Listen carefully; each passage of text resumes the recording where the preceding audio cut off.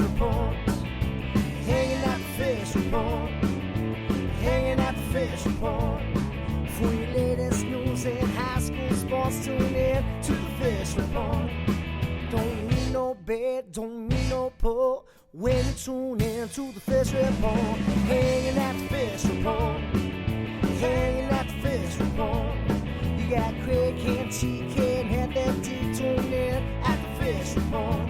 Coming to you live from Studio F in Russia, Ohio. It's the Fish Report Live Show with your hosts, Craig Fissinger and Ken Francis.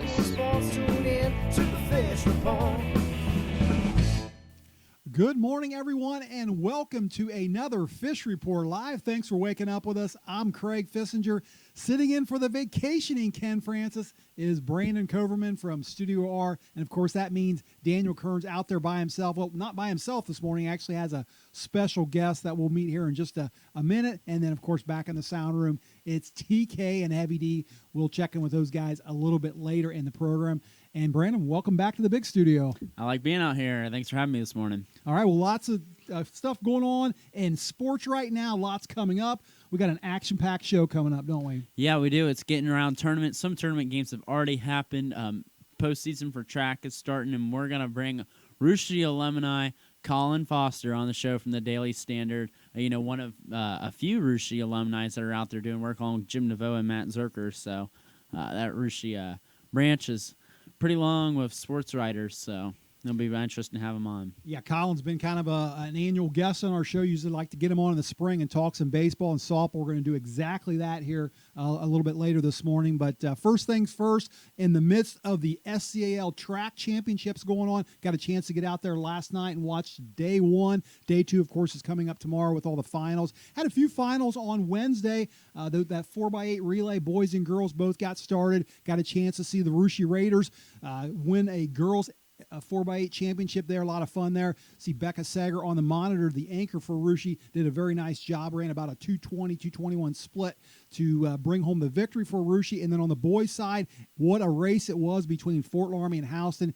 Went down to the wire there. You see Jake Rathman and Ethan Knopf going towards the finish line, and Jake actually just edged Ethan out a little bit to get the victory for Laramie. So after four final events for both the girls and boys, on the girls' side, you have Anna in first place right now with 24 points over Fort Laramie, close behind with 20 points. On the boys' side, Fort Laramie has a great start with 52 points, while Anna is in second place right now with 23 points. Lots of events to go yet, though. You have the sprints, distance events, hurdles, relays, and the rest of the field events, of course. I encourage you to get out there. If you've never seen a track meet, now is the perfect time because lots of good athletes out there, lots of fun. So good stuff there. And Brandon, we're going to go out to Studio R now, checking with Daniel out there, your sidekick, and he's got a guest, and it's a guy that we know very well. It is Ross, of course. He fills in for us all the time, doesn't he? Yeah, he does, and he's taking my spot. Well, good morning, guys. And Ross, before we get into some softball talk, we're going to talk to Colin Foster from the Daily Standard here a little bit later this morning about his job. I understand that you job shadowed another sports reporter last week. Yes, I did. I went to the Laramie versus Sydney baseball game. I met up with Bryant Billing. He's the sports editor for Sydney Daily News. And then I watched him, what he did. He reported on the game. I saw him tweet during innings. I saw him use this app that he uses for rosters. And then we went back to his office in Sydney, and I saw him write up the report and how he enters it and when his deadline is, which is at 9:30. So everything was pretty interesting. I thought it was pretty cool. Good stuff there. And, when I see Brian, I've always seen him with a laptop there, and he's got his phone out. I just assume maybe he was watching YouTube videos or playing Clash of Clans or something like that. That's not the case, though? No, it was not. He had his notepad, and he took scorebook of the game, and he did a nice job. All right, good stuff. It was always we had him on this show, of course, before as well, and he does a good job over there at the Sydney Daily News. He's one of those guys we need to get back on this show and get our update on Shelby County sports. But I know you don't follow softball as closely as Daniel does. I know he's one of the biggest softball fans of this area, so we're going to go to him for a report on the SCAL. And Kearns, there's the league is kind of wrapping up there. I think we have just a little bit more to play, and then tournament's underway too. So give us a full report. Yeah, if we go to the SCAL standing, Rushie's waiting for that one last game against Houston. It's building up those two teams. If Houston holds off, they have 10 games in, so they need one more league game, and then they'll play Rushie Saturday at Rushie. That'll be a phenomenal game. If Houston can hold off, get another win, they'll be both 10-1. That'll be the deciding game. That's the huge one you're looking at. And then the rest of the teams throughout the league, I think most of the teams are out of the tournament. Anna actually, unfortunately, just got beat tonight in a thriller against Versailles in the sectional semi, I believe, 9-10. So hats off for them for a really nice season. If we go to the Sydney bracket, we have Triad and Rushi face off tomorrow. Triad's got a nice pitcher, throws pretty hard, so Rushi will have it cut out for him there. Fort Laramie and Bradford. Bradford, really nice softball team, not ball team, I should say. Even though Skip Miller lets a lot of power there, Laramie will definitely give them a run for their money, but you'll probably see Bradford and Rushi in that final. If you go to the other Sydney bracket, Houston and Ansonia, both two solid teams. You're going to see probably Houston come out of this one. They play tomorrow as well. I believe it'll be at Ansonia, and then Botkins and Mechanicsburg. Look for Mechanicsburg. They got a really nice senior class there all around, offensively explosive, solid defensively. So look for that Tuesday, May 14th for your sectional final in that one as well. Kearns, explain something to me here. So this first round of tournament, and I'm thinking of Rushi here. That game, I know it's called the Sydney Sectional. Is that game is that actually at Sydney then? That the semifinal is. And the Rushi Triad game is at Triad, which is an hour and 15 minutes, so the Raiders got quite the truck for that. But I don't know exactly where the sectional is. I don't know if it's played at Sydney or not. You're going to have to check on Twitter, or we could probably put something out on our Twitter page. I'm not entirely sure that sectional is played out. Okay. Well, it said Sydney sectional. I noticed all those games in Sydney on Thursday night. Of course, you can't play all those games in one night, so apparently those first couple rounds, I don't know if you know, Brandon, or those are played at the team with the best record, or higher seed home field advantage. I believe that's how baseball was, at least for me. Okay. Yep, it's always a higher seed the first two rounds, and then when you go to the sectional finals, it'll usually be a site determined by the Southwest District, and it's usually a neutral site field at maybe like a Sydney for a baseball. A lot of times like a Sydney or a Piqua or Troy. All right, great stuff for that. And thanks for that report, Daniel and Ross. And let's talk a little baseball here, Kobe. A lot going on in SCAL as well. In baseball, still have the league standings to finish up. Had the tournament draw happen this past weekend. What's going on with all that? Well, Laramie at least clinched a share with their big win on Monday night over Anna. They should wrap it up. They go play Botkins tomorrow, who's sitting there near the bottom of the standings. They should wrap it up and win at least their third straight league title. They've shared it the past 2 years with both Anna and Rushi as tri-champs. And they, and they've got the tournament coming up. Laramie came in, no doubt, as a 1 seed. But the 2 through 5, which I found interesting, which is rare to see, went all bottom. And that was a surprise to me to see that, really, because usually at least the 2 through 4 maybe you'll see go bottom, but the 5 seed Mississinawa did go down. And it makes it really hard, especially like if you're a team like Mississinawa, you go right at Triad, and you only got a 2-day rest before, if you'd win, for either team to rest before you play Lehman. We know how Dave King's retiring at the end of the season. So we'll see what happens there at the bottom. But Rushi with the 6th seed, it's a pretty obvious move. What Kevin Flippo did here was to go in the upper bracket and play Laramie. Try to go after Laramie. You still got a game that you got to win against Houston and Riverside, but you got one of the top pitchers in the area, Daniel Kearns, my buddy out there in Studio R. He's done every feat imaginable, 17 strikeouts, pitched a perfect game. He's pitched in a state final. He's pitched in a district final. He's pitched in a regional. And this dude, he has a 2-2 record against Laramie in his career. The Raiders have won half the games he's pitched in against Laramie. So if you're Rushi, the best thing you got in your favor is that you have nothing to lose. Laramie has all the pressure on them, being defending state champions. So if you're Rushi, you have nothing to lose. And I just love postseason baseball because every pitch is intense. I always love watching postseason baseball because it's always a chess match, and it's just so unique from any other postseason sport, whether it's football or whether it's basketball, I love the chess match, and it really shows who the best coaches are and which teams can perform under pressure and which teams can't. Yeah, I agree with you on that. And for Fort Laramie and Russia, they both have to get to that point to if they're going to meet up. And I think both coaches are fully aware that, when the postseason starts, those records don't mean anything anymore. And that's advantageous to Coach Flippo, and Coach Sanders knows that, every inning is important. Every pitch is important, like you said. It's. I think we saw Jared Mittendorf with a boot on earlier in the week. I don't know what his situation is, but that's somebody they're going to need come postseason if they're going to be successful. For sure, in postseason, you're definitely going to want him. They've got a lot of great pitching depth. Nate Rotterman came in and pitched the other night against Anna. He's pitched well, and they finally gave up a run to an SCL opponent. That staggering run differential that you posted on your social media account. But they're going to need all the pitching depth you can, and that's what this new pitch count really test. And I'm not a huge fan of the pitch count when it comes around to the postseason because I think, especially when it goes to the state and the regional levels, for some people it disproportionately benefits teams. I always like the 10 innings in 3 days, but that's not something I can really go into detail about right now. But it's really going to postseason always test your pitching depth. You like to have 3-4 pitchers, ideally 2 starters and a reliever or maybe another reliever. And Laramie's got that depth, but they're going to need Jared Mittendorf. He's added 4 or 5 miles an hour on his fastball. He usually likes to mix it up, change up, curveball. He likes to early in the count, but he can really blow that fastball by people now, and it's impressive to see him. And I think he would be my vote for SCL Player of the Year, no doubt. He's hitting in the 4-hole too, so he's not just doing it on the mound; he's doing it at the plate too. I will find all that information out here I imagine here rather soon, here maybe in the next week perhaps. But it's going to be a lot of fun. Again, still have some regular season to wrap up before we get to tournament, but can't wait for all that to get going here. So let's take a short break. When we come back, we're going to talk some more baseball and a little bit of softball with sports editor for the Daily Standard, Colin Foster.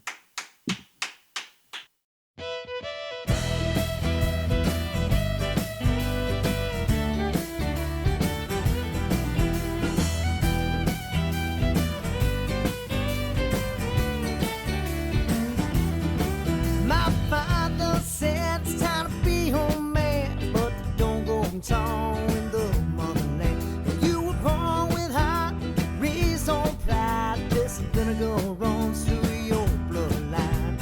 Oh, oh, oh, loaded, bruised, and slain. Oh, oh, oh, pride in this name.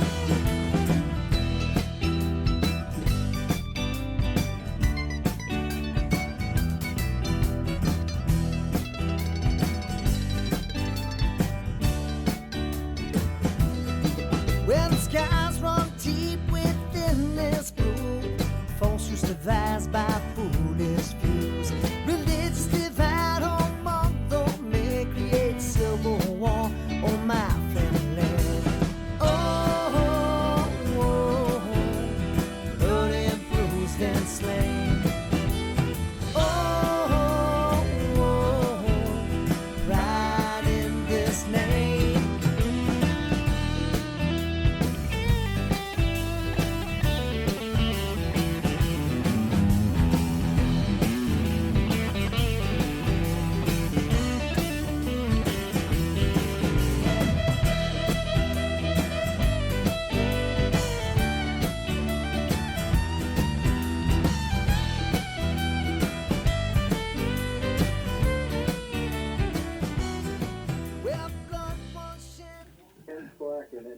Yeah. So, anyways, they'll do the interview, and you know how that goes. So, I'll patch you through right now. Yep. Thanks.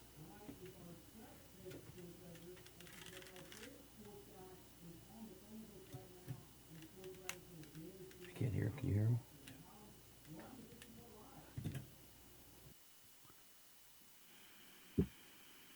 Colin, we got you on Fish Report Live. Welcome. Hey, thanks for having me. It's always a pleasure to talk to you. Well, listen, we were talking some SCAL softball, baseball here this morning. We want to talk a little MAC softball and baseball, and we figure you're just the guy. It's my specialty right there, Mac Country all the way. All right, well, let's start out talking a little baseball, and Colin, we Coldwater's playing very well right now. We got a chance to talk to their head coach, Brian Harmer, on this show several weeks ago. And, they started out the season 0-3. Then all of a sudden they go on this amazing winning streak right now. Does this team have what it takes to do it all this year? I believe so. And, I mean, that was, I think, everyone's thought coming into the year. They knew Coldwater would be good. They've got what the kids call swag. But you knew once they lost those 3 games, that wasn't going to be the team they had. And, I mean, I think since they went on a 18 game winning streak, so haven't been beaten since. So they've got good pitching. They got their stud back from last year, Cole Frilling. They got a lot of players that were all MAC last year. Austin Reisman, the catcher. Jake Wenning is leading the area in a lot of hitting categories, and he's a really good shortstop too. So. Yeah, I mean, there's a reason why they haven't been beaten in 18 games. So I think my thought is, they will be back in Columbus this year, and I think a lot of people thought that coming into the year. All right, well, like normal, the MAC seems particularly stacked in baseball. I was at a St. Henry track meet several weeks ago, got a chance to catch the St. Henry Parkway game. Only watched a couple innings, Colin, but St. Henry, another team that's playing very well. I think they're sitting in that second position right now in the MAC standings. Tell me, why are they so good this season? I mean, I think I look at them, and it's almost the same thing as Coldwater. We knew they had a lot of pieces coming back.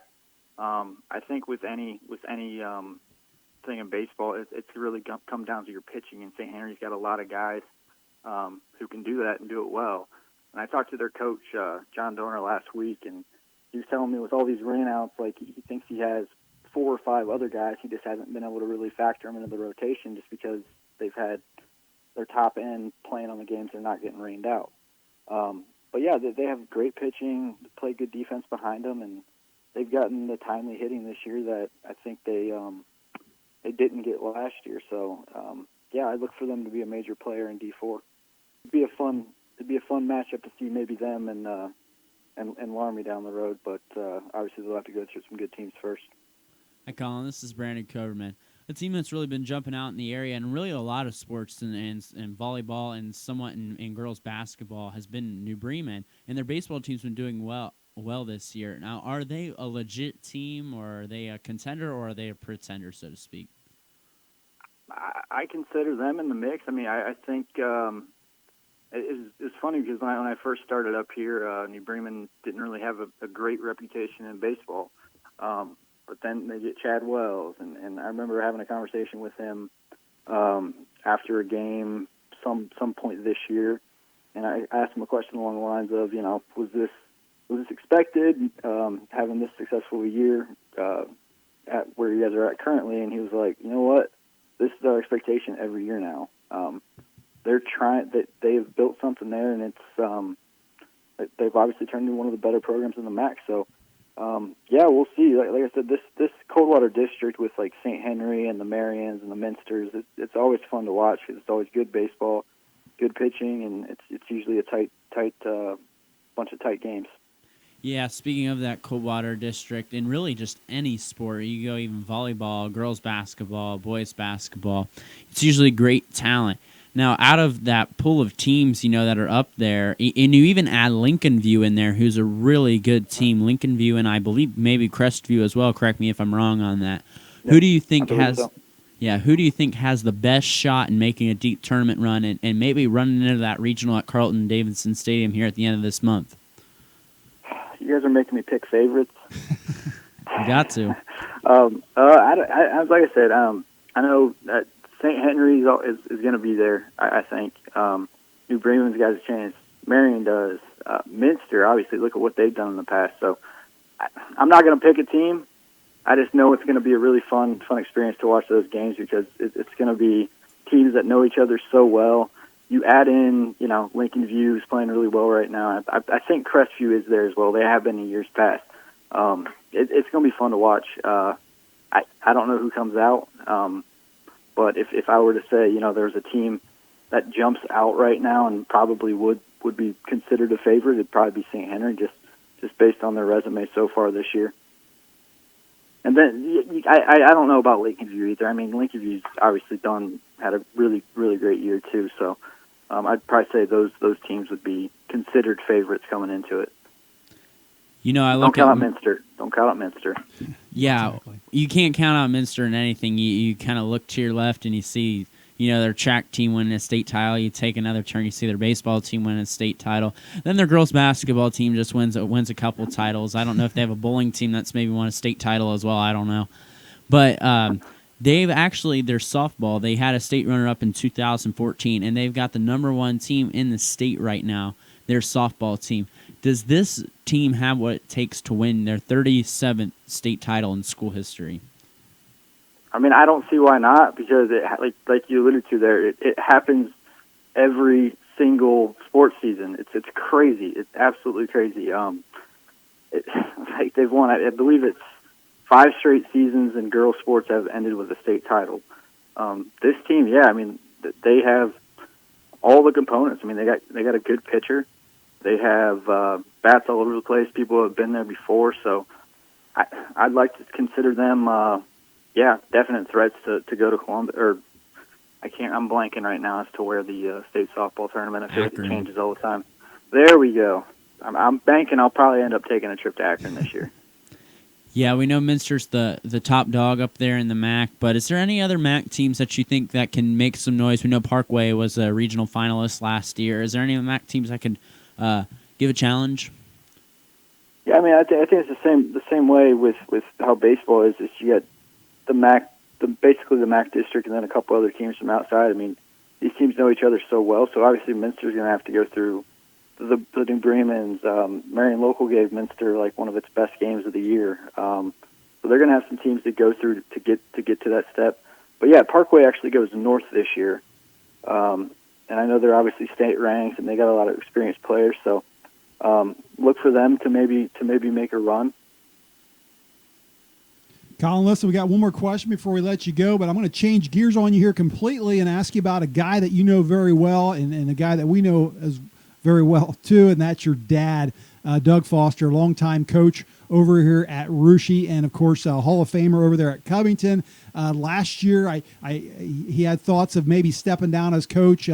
Came back, did one more year with us, and going to step down again over at Russia and go find something else to do, I guess. He's a track official. I got to talk to him a couple weeks ago on the track and kind of talked about his coaching as well as track in general. But what's that guy going to do? I know he does a little basketball coaching as well. I think maybe he was at Greenville last year. What's he going to do with all his newfound time off now that he's going to retire in the fall? First out, shout out to my old man. I love you, Dad. Secondly, I don't know if I'm supposed to break his news or not, so I don't know if I should say it. Perfect place to break it right here. I believe he's going to be going to help out at Milton Union and coach their girls. Wow, that's a program that seems to be on the radar. I don't know much about him, but they're a program that I think that has some talent over there, and certainly seem to always be around that. When we're talking regionals, they're always a team that's in the mix there. So that would be a nice program for him to get involved in. I want to say sorry to my dad if I wasn't supposed to tell anyone. But I believe that's his next move. And then enjoying retirement and being bad at golf and all that stuff. Well, we're certainly going to miss him over at Russia. He's done a lot for the Russia program for all the years he's been here. Again, he was a Covington Hall of Famer. If Russia had a Hall of Fame, I think he'd be voted in unanimously on that first ballot. So, again, he's done a lot for this program, and we sure appreciated having him here. We appreciate you coming on the show here this morning. Always fun to catch up with you, Colin, and look forward to seeing you out there on the baseball diamond or the softball diamond sometime here in the postseason. It's always great to be on here, and tell Ken to stop slacking off and get to work. Exactly. We'll make sure to tell him that next week when he's back. All right. Thanks, Colin. All right, great. Thanks, guys. All right, bye. That was sports writer Colin Foster of the Daily Standard, and again, fun to always have him on in the spring. When we want to know something about the MAC, he's the guy to call. Yeah, he's a former Russia alumni. He's staying up there in MAC country, so I don't know if Shelby County League should be on the lookout. It's maybe a little bit of a betrayal right there. We need to get him down here somehow. Maybe Bryant Billing needs some help. I think he's looking at hiring Ross as his next guy, but maybe he could hire Colin Foster as a sports writer for him. Maybe. All right, well, let's get back to the sound room and check in with TK and Heavy D. Good to have them guys back here this morning, and Good morning, guys. Morning. All right, TK, SCAL Star of the Week. I know you've been working hard on this one all week, watching all the different sports. What do you got for us this week? First, a quick shout out to former Shelby County Stars, Emily Borchers and Molly Kearns. Some real outstanding work over the past weekend at their respective league championships. Emily Borchers, I believe, set a record in the steeplechase.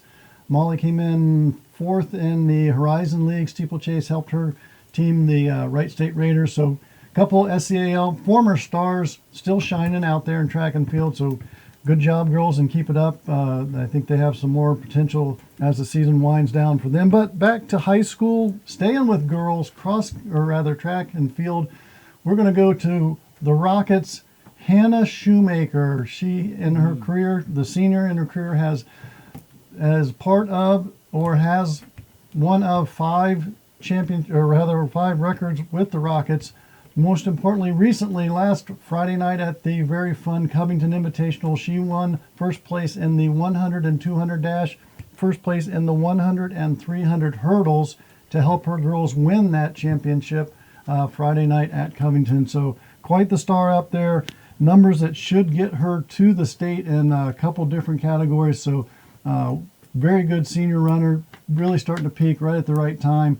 So look for her to do some more the rest of the season and probably show up over in Columbus with her Rockets. Yeah, she's the number 1 ranked girl right now in the 300 hurdles in Division II, which is what Anna will be running here in the postseason. Got a chance to see her last night over at Fort Laramie in those 300 hurdles. Again, you're right, TK. So good in so many different events, but those 300 hurdles, she just flies through those. And got a chance to see her. She was part of that state championship team a couple years ago for the Rockets. With her sister Rachel, had a chance to see her last night as well. So she's a talent, that's for sure, and a good pick for your SCAL Athlete of the Week. Heavy D, what's in the mailbag this week? I'll tell you what. Going back to my junior high days, I ran the 100-meter dash one time. I knocked down a 16.5. Never ran it again. 16.5 in the 100? Yep. Oh wow. Okay. Yep. All I didn't get out of the blocks quick.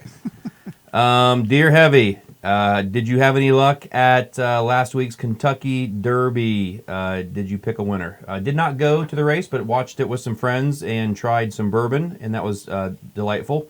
I had placed a $20 bet on Tacitus 7-1, and he did not win. Came in third, so I was skunked on the money. A couple interesting things. If you placed a $1 trifecta bet, you would have walked out of there with $11,000. Oh my! Country House was 65-1 to win it. So if you picked a superfecta, which is the top 4 horses correctly, a $1 bet would have paid you $51,000. That's what I know. I had my money on the same horse you did, Heavy D. Yep. Yeah, I was just a little disappointed. Matter of fact, my wife bet on Country Crock. What'd you say the name of the horse? Country House. Yeah, bet on Country House, and the party that we were at actually awarded the money as soon as the race was finished, and then it wasn't until later we found out that she actually won. Never did it. Was able to collect. That's BS. Yeah, that's right. Too bad for her, I guess. So that's why they say the results are unofficial. That's right. Yeah, I'm not sure why. She still got her ticket? She doesn't, no. So we'll get them next year, I guess. All right, guys, thanks for that. Good stuff as always. And that's going to wrap it up for us, Kobe. Yeah. How'd you enjoy being in the big studio? It's really good. But one thing on those horses is I just find how so unique the names are. Country House. Like, how do you come up with a name like that? But it's so unique. But, yeah, I love being out here in the studio. It's a lot of fun. And getting up a little early for this has kind of been an adjustment this year. But I'm really enjoying it. I'm glad you could join us, that's for sure. But we'll have Ken back next week. So perfect. All right. So I want to say special thanks to Colin Foster for joining us on the show. Ken, TK, myself, Heavy D, Covey, and Kearns will all be back again next week, same time, same place. Until then, have a great day, everyone. Hanging at the fish report. Hanging at the fish report. Hanging at the fish report. Hanging at the fish report.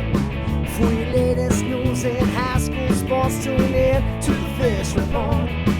Don't need no bed, don't need no pole when you tune in to the fish report. Hanging at the fish report.